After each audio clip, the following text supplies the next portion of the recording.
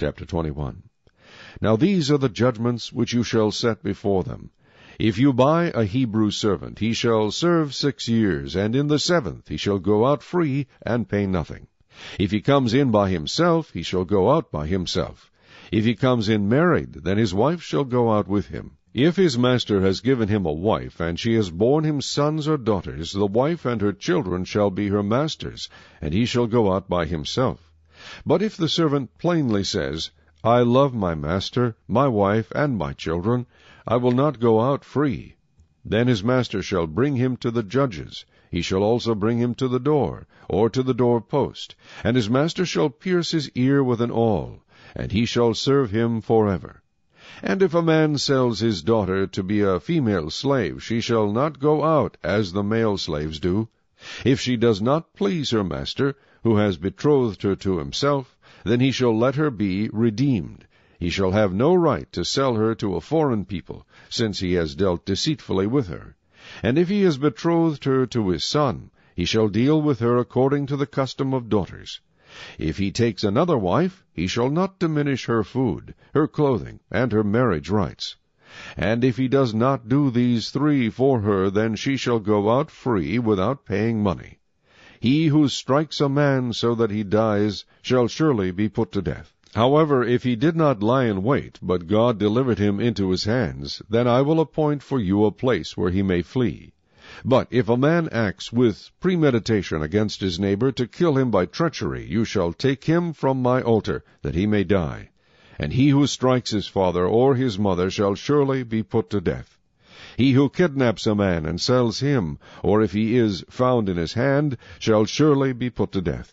And he who curses his father or his mother shall surely be put to death. If men contend with each other, and one strikes the other with a stone or with his fist, and he does not die, but is confined to his bed, if he rises again and walks about outside with his staff, then he who struck him shall be acquitted. He shall only pay for the loss of his time, and shall provide for him to be thoroughly healed. And if a man beats his male or female servant with a rod, so that he dies under his hand, he shall surely be punished. Notwithstanding, if he remains alive a day or 2, he shall not be punished, for he is his property. If men fight and hurt a woman with child, so that she gives birth prematurely, yet no harm follows, he shall surely be punished accordingly as the woman's husband imposes on him, and he shall pay as the judges determine.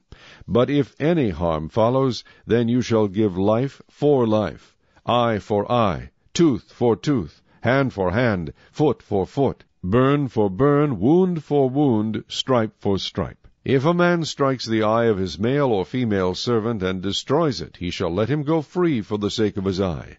And if he knocks out the tooth of his male or female servant, he shall let him go free for the sake of his tooth. If an ox gores a man or a woman to death, flesh shall not be eaten, but the owner of the ox shall be acquitted.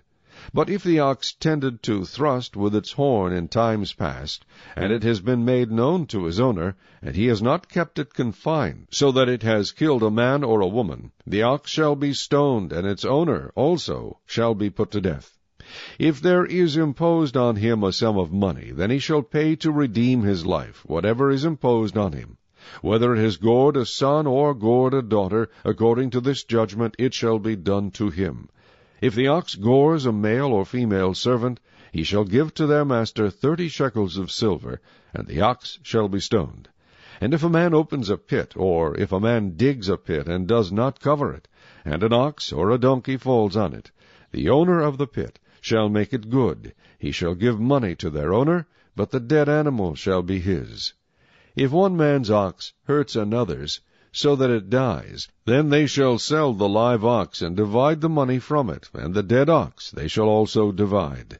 Or if it was known that the ox tended to thrust in time past, and its owner has not kept it confined, he shall surely pay ox for ox, and the dead animal shall be his own.